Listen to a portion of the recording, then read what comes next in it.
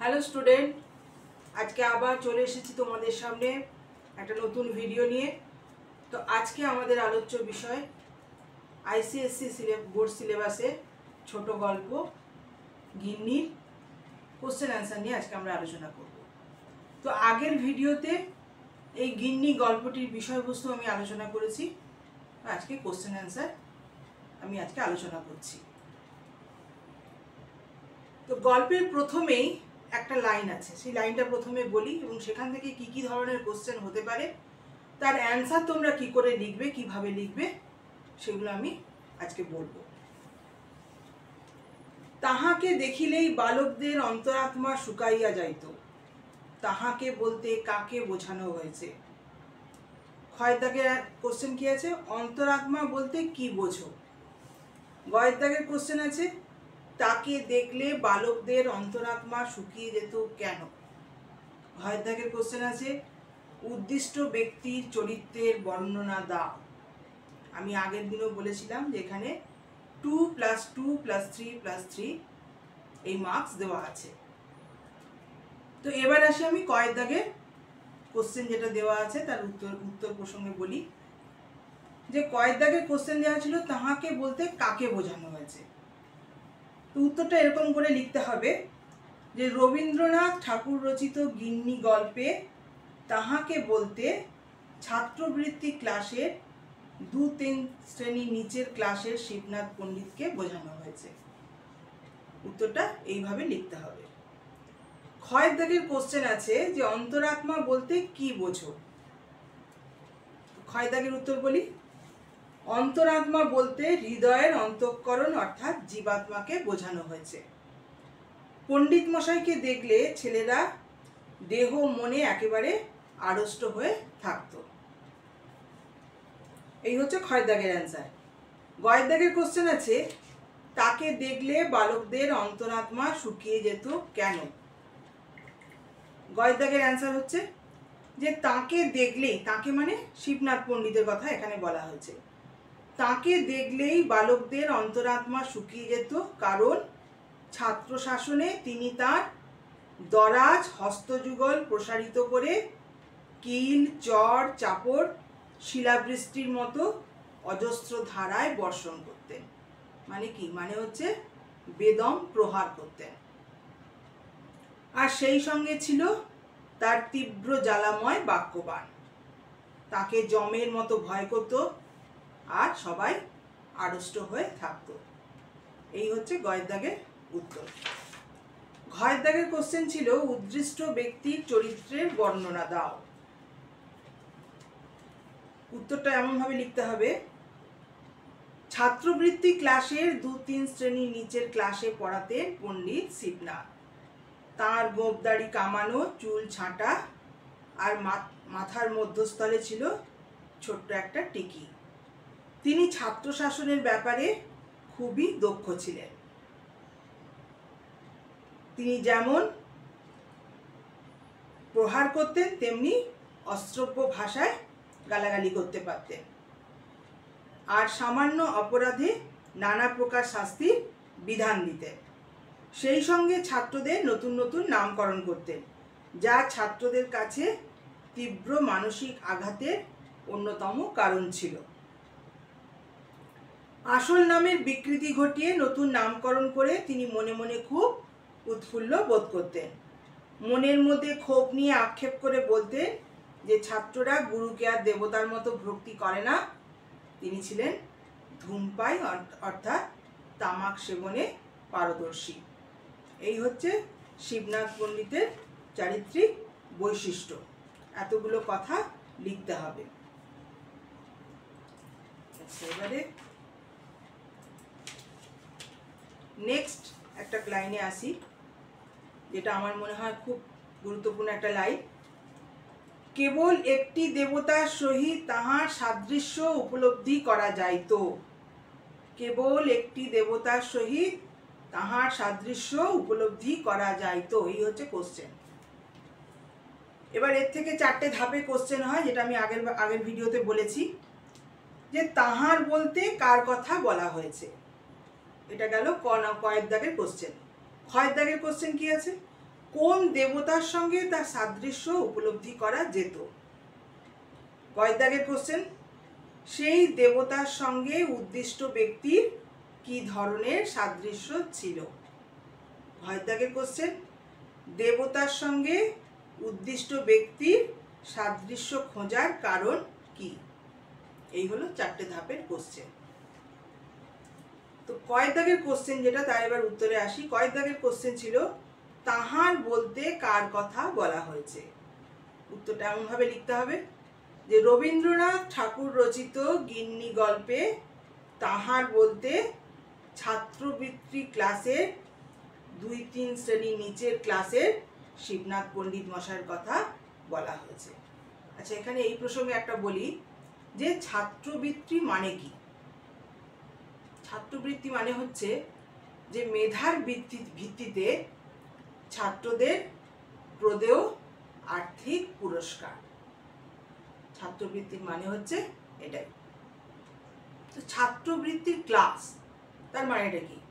তার মানে হচ্ছে যে রবীন্দ্রনাথের সময় ক্লাস 4 কিংবা ক্লাস 5-এ এরকম একটা বৃত্তি পরীক্ষা দিতে হতো এবং সেখানে মেধার ভিত্তিতে ছাত্রদের নির্দিষ্ট একটা ক্লাস পর্যন্ত পড়ার জন্য তাদেরকে একটা আর্থিক পুরস্কার দেওয়া হতো। তো এখানে সেই ছাত্রবৃত্তির কথাই বলা হয়েছে। তাহলে আমাদের কয় দাগের কোশ্চেন অ্যান্সার হলো। এবার ক্ষয় দাগের কোশ্চেন কি আছে? কোন দেবতার সঙ্গে তার সাদৃশ্য উপলব্ধি করা যেত? মৃত্যুর দেবতা যমরাজের সঙ্গে তার সাদৃশ্য উপলব্ধি করা যেত। ছাত্র শাসনে বেদম প্রহার বর্ষণের অনায়াস ক্ষমতা এবং অসংযত বাক্যবাণে সিদ্ধ শিবনাথ পণ্ডিতকে ছেলেরা যমের মতো ভয় করত। এই হচ্ছে ক্ষয় দাগের কোশ্চেন অ্যান্সার। এরকম করে যদি তোমরা লেখো তাহলে কিন্তু ফুল মার্কস তোমরা পাবে। গয়ের দাগের কোশ্চেন কি ছিল? সেই দেবতার সঙ্গে উদ্দিষ্ট ব্যক্তির কি ধরনের সাদৃশ্য ছিল? গয়ের দাগের কোশ্চেন অ্যান্সারে আসি। এহেন পণ্ডিতের চেহারায় কোনো ভয়ঙ্কর কিছু ছিল না। অতিরিক্ত শাসন, মাত্রা অতিক্রম করা কিল চড় ঘুষি এবং অসংযত বাক্যবাণ ছাত্রদের কাছে ছিল মৃত্যু যন্ত্রণার শামিল। তাকে দেখলেই ছাত্ররা ভয় আড়ষ্ট হয়ে থাকত। পণ্ডিতের অত্যাচারে পীড়িত হয়ে ছাত্রেরা তার যমালয়ে যাওয়াই কামনা করত। এই কারণেই যমের সঙ্গে তার সাদৃশ্য করা হয়েছে। এই হচ্ছে গয়ের দাগের উত্তর। ঘয়ের দাগের কোশ্চেন কি আছে? দেবতার সঙ্গে উদ্দিষ্ট ব্যক্তির সাদৃশ্য খোঁজার কারণ কি? উত্তরটা বলি যে যমরাজ হলেন মৃত্যুর দেবতা। মৃত্যু যন্ত্রণা অতি ভয়ানক। উদ্দিষ্ট ব্যক্তির অত্যাচার ও জ্বালাময় বাক্যবাণ মৃত্যু যন্ত্রণা থেকে কোনো অংশে কম নয়। সামান্য অপরাধে বেদম প্রহার এবং অশ্রাব্য অসংযত বাক্য প্রয়োগের দরুন ছাত্ররা শিবনাথ পণ্ডিতের সঙ্গে একটি দেবতারই সাদৃশ্য খুঁজে পেত। ছাত্রেরা এই পণ্ডিতের অত্যাচার থেকে অব্যাহতি পাওয়ার জন্য মৃত্যু কামনা করতেও দ্বিধাবোধ করত না। এই হচ্ছে ঘয়ের দাগের উত্তর। এইভাবে উত্তরগুলো যদি তোমরা লেখো তাহলে কিন্তু পুরো মার্কস অবশ্যই আসবে। যেমন আরেকটা লাইন বলি তোমাদের, আরেকটা লাইন আছে বইতে, বালকদের পীড়ন করিবার জন্য আমাদের শিবনাথ পণ্ডিতের একটি অস্ত্র ছিল। শিবনাথ পণ্ডিত বালকদের পীড়ন করতেন কেন? ক্ষয়ের দাগের কোশ্চেন। ক্ষয়ের দাগের কোশ্চেন, তার কোন অস্ত্রের কথা উল্লেখ করা হয়েছে? এটা হচ্ছে ক্ষয়ের দাগের কোশ্চেন। গয়ের দাগের কোশ্চেন, সেই অস্ত্রের দ্বারা তিনি বালকদের কিভাবে পীড়ন করতেন? ঘয়ের দাগের কোশ্চেন, তার পীড়নের ফলে বালকদের অবস্থা কেমন হতো? এই হচ্ছে 4টে ধাপের কোশ্চেন। কয়ের দাগের কোশ্চেন কি আছে না, শিবনাথ পণ্ডিত বালকদের পীড়ন করতেন কেন? শিবনাথ পণ্ডিত, উত্তরটা বলি এবারে। শিবনাথ পণ্ডিত চাইতেন পুরাকালের মতো ছাত্ররা তার সেবা করুক, তাকে নানাভাবে তুষ্ট করার চেষ্টা করুক। ছাত্রের কাছ থেকে তিনি অনেক বেশি শ্রদ্ধা সম্মান আশা করতেন, আর প্রত্যাশা পূরণ না হলেই ছাত্রদের কপালে জুটত অকথ্য অত্যাচার, আর সেই সঙ্গে অশ্রাব্য অসংযত বাক্যের ফুলঝুরি। কেননা গল্পটা পড়ার সময় একটা জায়গাতেই আছে যে শিবনাথ পণ্ডিত মাঝে মধ্যেই আক্ষেপ করে বলতেন যে পুরাকালের ছাত্রদের মতন এখনকার দিনের ছাত্ররা পণ্ডিতদেরকে গুরু দেবতার মতন এখন আর শ্রদ্ধা ভক্তি করে না। তো সেই লাইনটা মাথায় রেখেই আমাদের এই উত্তরটা এইভাবে সাজাতে হবে। ক্ষয় দাগের কোশ্চেন আছে যে তার কোন অস্ত্রের কথা উল্লেখ করা হয়েছে, এখানে 2 মার্কস আছে। তো ক্ষয় দাগের উত্তর কিরকম ভাবে হবে না, ছাত্রপীড়নে শিবনাথ পণ্ডিতের যে অস্ত্রের কথা বলা হয়েছে তা হলো ছেলেদের নতুন নামকরণ। শিবনাথ পণ্ডিত ছেলেদের আকারগত দৈহিক গঠন ও মানসিকতা অনুধাবন করে তাদের মূল নামের বিকৃতি ঘটিয়ে নতুন নামকরণ করতেন, যা অত্যন্ত অপমানজনক এবং মর্মপীড়ার কারণ হয়ে দাঁড়াতো তাদের কাছে। এই হলো ক্ষয়ের দাগের অ্যান্সার। গয়ের দাগের কোশ্চেন কি ছিল না, সেই অস্ত্রের দ্বারা তিনি বালকদের কিভাবে পীড়ন করতেন। উত্তরটা এইভাবে লিখতে হবে যে সেই অস্ত্র অর্থাৎ নতুন নামকরণ। তিনি ছাত্রদের আসল নামের বিকৃতি ঘটিয়ে এমন সব নামকরণ করতেন যা ছিল অত্যন্ত অপমানজনক। নাম জিনিসটা যদিও শব্দ বই আর কিছু নয়, কিন্তু সাধারণভাবে মানুষ আপনার চেয়ে আপনার নামটাকেই বেশি ভালোবাসে, কিন্তু সেই নাম যদি বিকৃত করে দেওয়া হয় তবে তা মর্মপীড়ার কারণ হয়ে দাঁড়ায়, যা আত্মিক মৃত্যুর সমান। এতখানি লাইন লিখলে তবে তোমরা 3 মার্কস পাবে। ক্ষয়ের দাগের কোশ্চেন ছিল যে তার পীড়নের ফলে বালকদের অবস্থা কেমন হতো।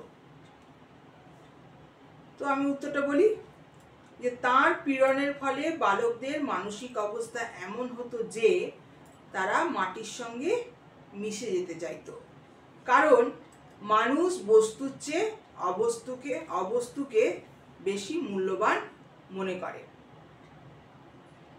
সোনার চেয়ে বাণীকে, প্রাণের চেয়ে মানকে এবং আপনার চেয়ে আপনার নামটাকে বড় বলে মনে করে। আকারগত দৈহিক গঠন ও মানসিকতা অনুধাবন করে শশীশেখরের ভেটকি নামকরণ কিংবা আসুর গিন্নি নামকরণ ছেলেদের মর্মযন্ত্রণা দ্বিগুণ বেড়ে যেত, অথচ সহ্য ক্ষমতায় আস্থা রাখা ছাড়া আর কোনো উপায় ছিল না। তাই পণ্ডিত মশাইয়ের হাত থেকে রক্ষা পাওয়ার জন্য ছাত্ররা তাঁর যমলোকে যাত্রা প্রার্থনা করতেও দ্বিধাবোধ করতো না। তো এতখানি তোমাদের লিখতে হবে, লিখলে তবেই তোমরা 3 মার্কস পাবে। যেমন ধরো আরেকটা লাইন বলি, সেখান থেকেও কোশ্চেন হতে পারে।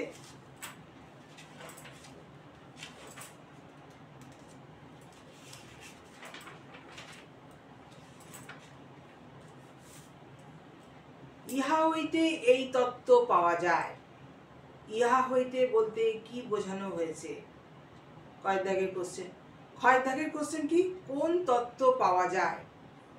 গয়ের দাগের কোশ্চেন, এই তত্ত্বের প্রমাণস্বরূপ গল্প অনুসারে একটি ঘটনার কথা উল্লেখ করো। ঘয়ের দাগের কোশ্চেন আছে উক্তিটির বক্তা কে। তো প্রথমেই আসি কয়ের দাগের কোশ্চেন অ্যান্সারে, যে ইহা হইতে বলতে কি বোঝানো হয়েছে। রবীন্দ্রনাথ ঠাকুর রচিত গিন্নি গল্পে ইহা হইতে বলতে নামের বিকৃতিতে মানুষের মনে কতখানি মর্মযন্ত্রণার শিকার হয়, অপমানিত হয়, তার প্রাণের চেয়ে প্রিয়তর স্থানে আঘাত করা হয়, এখানে সেই কথাই বোঝানো হয়েছে। তো প্রথম দিন বিষয়বস্তু আলোচনা করার সময় আমি বলেছিলাম যে নামপ্রিয় মানুষের নামটাকে যদি বিকৃত করে যদি উদ্ভট নামকরণ করা হয় তাহলে সে মানসিকভাবে প্রচুর আঘাত পায়, তো সেই কথাটাই আমি এখানে এইভাবে বর্ণনা করেছি। এই হলো কয়ের দাগের অ্যান্সার। ক্ষয়ের দাগের কোশ্চেন হচ্ছে কোন তত্ত্ব পাওয়া যায়? অ্যান্সার বলি, তত্ত্বটি হলো মানুষ বস্তুর চেয়ে অবস্তুকে বেশি মূল্যবান জ্ঞান করে। সোনার চেয়ে বাণী, প্রাণের চেয়ে মান, আর আপনার চেয়ে আপনার নামটাকে বড় বলে মানুষ মনে করে। গয়ের দাগের কোশ্চেন হচ্ছে এই তত্ত্বের প্রমাণস্বরূপ গল্প অনুসারে একটি ঘটনার কথা উল্লেখ করো। তো সেই ঘটনা যেটা আশুর সঙ্গে যে ঘটনাটা ঘটেছিল সেই ঘটনার কথাই আমাদের এখানে উল্লেখ করতে হবে। তো এই তত্ত্বের প্রমাণস্বরূপ আশুর গিন্নি নামকরণের কথা উল্লেখ করা যেতে পারে। ক্লাসে সকলের সামনে পণ্ডিতের এই নামকরণে আশু সেদিন অত্যন্ত লজ্জিত ও সংকুচিত হয়ে পড়েছিল। শিবনাথ পণ্ডিতের গিন্নি নামকরণ আশুকে যেন মাটির সঙ্গে মিশিয়ে দেওয়ার উপক্রম করে।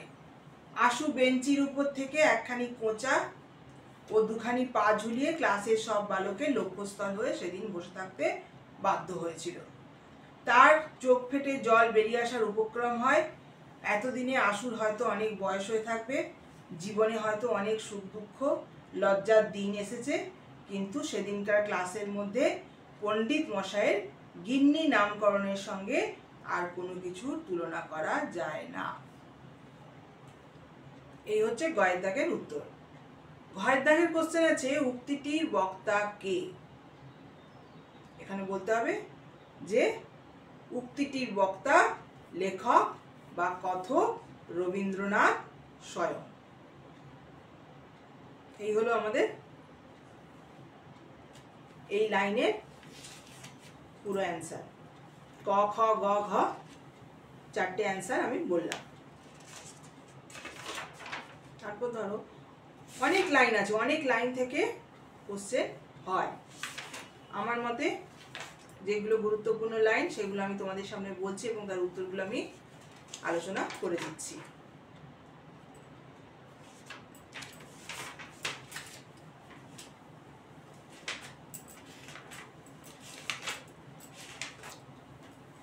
আচ্ছা, আরেকটা লাইন বলি যে বালকদের পীড়ন করিবার জন্য আমাদের শিবনাথ পণ্ডিতের একটি অস্ত্র ছিল, সেটি শুনিতে যৎসামান্য কিন্তু প্রকৃতপক্ষে অত্যন্ত নিদারুণ।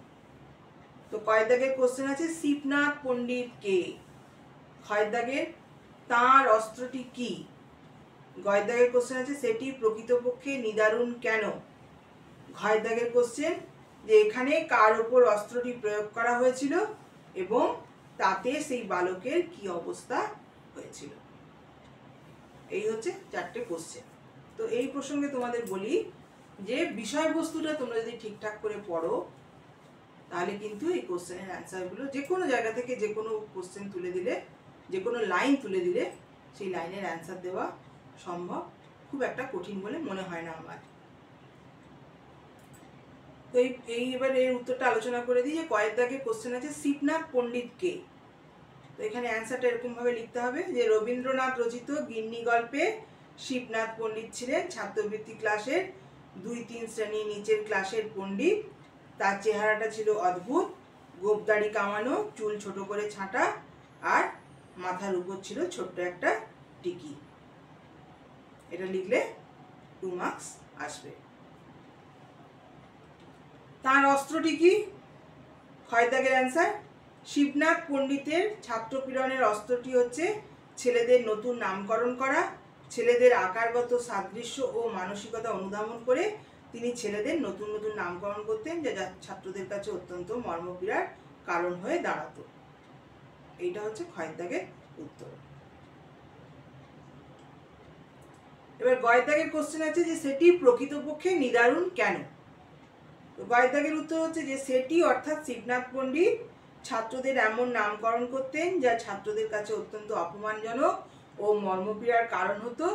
নাম জিনিসটা যদিও শব্দ বই আর কিছু না, কিন্তু সাধারণভাবে মানুষ আপনার চেয়ে আপনার নামটাকে বেশি ভালোবাসে, কিন্তু সেই নাম বিকৃত করে দিলে তা সত্যি অপমানজনক এবং অত্যন্ত মর্মপীড়ার কারণ হয়ে দাঁড়ায়, যা আত্মিক মৃত্যুর সমান।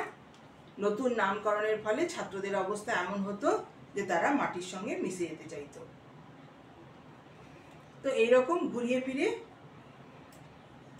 কোশ্চেন দেয় এবং সেই কোশ্চেনের অ্যান্সার মোটামুটি একই রকম হয়। তো ঘয়ের দাগের কোশ্চেন এরকম ছিল যে এখানে কার উপর অস্ত্রটি প্রয়োগ করা হয়েছিল এবং তাতে সেই বালকের কি অবস্থা হয়েছিল। তো এখানে আশু নামক ছেলেটির উপর যে ঘটনাটা ঘটেছিল, তো সেই জিনিসটাই এখানে উল্লেখ করতে হবে যে আলোচ্য অংশে ক্লাসের সবচেয়ে নিরীহ ছেলে আশুর উপর অস্ত্রটি প্রয়োগ করা হয়েছিল। তার নামকরণ করা হয়েছিল গিন্নি। আশু ছাড়াও শশীশেখরের নামকরণ করা হয়েছিল ভেটকি। গিন্নি নামকরণটির ফলে আশু অত্যন্ত লজ্জিত ও সংকুচিত হয়ে পড়েছিল। শিবনাথ পণ্ডিতের গিন্নি নামকরণ আশুকে যেন মাটির সঙ্গে মিশিয়ে দেওয়ার উপক্রম হয় এবং আশু বেঞ্চির উপর থেকে একখানি কোঁচা ও দুখানি পা ঝুলিয়ে ক্লাসের সব বালকের লক্ষ্যস্থল হয়ে সেদিন বসে থাকতে বাধ্য হয়েছিল। এতদিনে আশুর হয়তো অনেক বয়স হয়ে থাকবে, জীবনে হয়তো অনেক দুঃখ কষ্ট লজ্জার দিন এসেছে, কিন্তু সেদিনকার ক্লাসের মধ্যে পণ্ডিত মশাইয়ের গিন্নি নামকরণের সঙ্গে আর কোনো কিছু তুলনা করা যায় না। তো যে সমস্ত কোশ্চেনগুলো দেয় ঘুরিয়ে ফিরে মোটামুটি উত্তরগুলো একই রকম হয়, কিন্তু কিভাবে উত্তরটা তুমি উপস্থাপন করবে সেটার উপরে নির্ভর করে তোমার অ্যান্সার, তোমার নাম্বারটা তুমি কি করে পাবে। এই হলো। আচ্ছা, আরেকটা কোশ্চেন হয়, যেমন আরেকটা লাইন এক্সাম্পল হিসেবে তুলে ধরি। কিন্তু ব্যাপারটা অতি ক্ষুদ্র এবং দুই কথায় শেষ হইয়া যায়। কোন ব্যাপারের কথা বলা হয়েছে? এখানে আবার সেই নাম প্রসঙ্গে দু চার কথা লিখতে হবে। ক্ষয়ের দাগের কোশ্চেন আছে কার সম্পর্কে এই ব্যাপার। গয়ের দাগের কোশ্চেন ব্যাপারটিকে অতি ক্ষুদ্র বলা হয়েছে কেন। ঘয়ের দাগের কোশ্চেন আছে উদ্ধৃতাংশের তাৎপর্য বুঝিয়ে লেখো। তো এখানেও সেরকম কোশ্চেন মার্কস কোশ্চেন যে মার্কগুলো দেওয়া আছে সেগুলো হচ্ছে 2+2+3+3। তো কয়ের দাগের উত্তরে আসি, কোন ব্যাপারের কথা বলা হয়েছে। গ্রহণের পরের দিন আশুর ক্লাসে প্রবেশের সময় শিবনাথ পণ্ডিতের গিন্নি নামকরণ, এই ব্যাপারটির কথা বলা হয়েছে। ক্ষয়ের দাগের কোশ্চেন ছিল কার সম্পর্কে এই ব্যাপার। উত্তর হচ্ছে যে ব্যাপারটি ক্লাসের মধ্যে সবচেয়ে শান্ত স্বভাবের ছেলে আশু সম্পর্কে। শিবনাথ পণ্ডিত আশু নামের বিকৃতি ঘটিয়ে নতুন নামকরণ গিন্নি করেছিলেন। ক্লাসের ছেলেদের সামনে আশুকে নতুন নামে অলঙ্কৃত করে সেদিন শিবনাথ পণ্ডিত আশুকে সকলের সামনে হাস্যাস্পদ করে তুলেছিলেন। গয়ের দাগের কোশ্চেন ব্যাপারটিকে অতি ক্ষুদ্র বলা হয়েছে কেন। তো উত্তরটা হচ্ছে এরকম যে ব্যাপারটিকে অতি ক্ষুদ্র বলা হয়েছে কারণ ব্যাপারটি অতি সামান্য। ছোট বোনের সঙ্গে খেলা বা তাকে সঙ্গ দেওয়া কোনো গুরুতর অপরাধের পর্যায়ে পড়ে না, কিন্তু তার জন্য এত অপমান হেনস্থা সহ্য করতে হবে তা আশু কোনোদিন ভাবেনি। তার এই লঘু পাবে গুরুদণ্ড সে কোনোদিন আশা করেনি। এই হচ্ছে গয়ের দাগের কোশ্চেন, এই গয়ের দাগের অ্যান্সার। ঘয়ের দাগের কোশ্চেন কি যে উদ্ধৃতাংশের তাৎপর্য বুঝিয়ে লেখো। তো এই লাইনের মধ্যে দিয়ে লেখক আসলে কি বোঝাতে চেয়েছেন সেটাই তোমাকে বলতে হবে, যে কিন্তু ব্যাপারটা অতি ক্ষুদ্র এবং দুই কথায় শেষ হইয়া যায়। এই লাইনটার মধ্যে দিয়ে লেখক কি বোঝাতে চেয়েছেন সেটা ঘয়ের দাগের কোশ্চেন আছে। তো অ্যান্সারটা হচ্ছে এরকম হবে যে ক্লাসের মধ্যে সবচেয়ে শান্ত স্বভাবের ছেলে ছিল আশু। সহজ সরল মনোযোগী সাদাসিধে আশু লাজুক স্বভাবের জন্য দেরিতে স্কুলে আসার কারণটাও অনেক সময় বলতে সে পারত না। এর ফলে শিবনাথ পণ্ডিতের কাছ থেকে জুড়ত সীমাহীন লাঞ্ছনা। ছোট বোনের সঙ্গে খেলার অপরাধে গিন্নি নামকরণ সে মন থেকে কোনোদিন মেনে নিতে পারেনি। ছোট বোনের সঙ্গে খেলা কোনো অপরাধ নয়। ছোট বোনের সঙ্গে খেলার জন্য নামের বিকৃতি ঘটিয়ে নতুন নামকরণে এত অপমান ও হেনস্থা সেদিন তার কাছে সবচেয়ে লজ্জাজনক বলে বোধ হয়েছিল।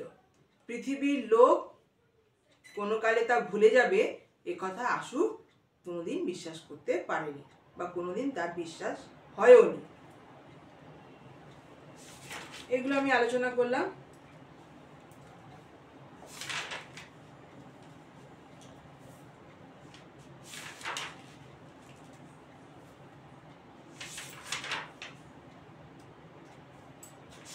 আরেকটা কোশ্চেন আলোচনা করে দিই, সেটা হচ্ছে আশু ক্লাসের মধ্যে নিতান্তই বেচারা ভালো মানুষ ছিল। আশু কে? এটা কয় দাগের কোশ্চেন। ক্ষয় দাগের কোশ্চেন হচ্ছে যে তার ভালো মানুষের পরিচয় দাও।